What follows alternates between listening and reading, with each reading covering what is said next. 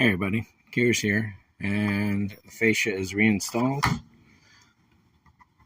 This new glove compartment locks nice and easy. The bottom flips a little lower than that one does, but that's okay. That's probably because the retractor there is not set in place. So I don't mind that at all. It's not like the seat can move forward enough that this will ever even get further than this right here, essentially.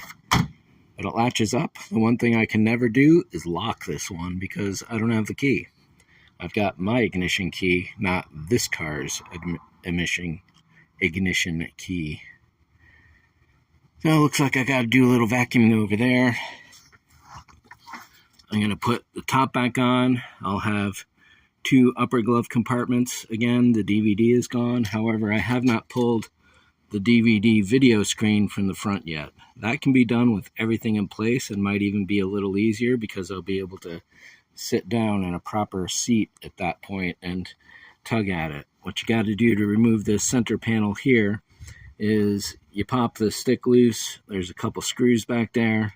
You lift it up and the whole thing pops out because it's kind of snap in place. So we'll see how that goes when I do it. It's not going to be anytime particularly soon. Yeah, it spent probably 20 minutes just cleaning out the seat well, and I put that blanket in there and all of a sudden it's a nightmare mess again. So another quick vacuum, and I think I'm going to put the tunnel in next and then put the seat in. So let's see.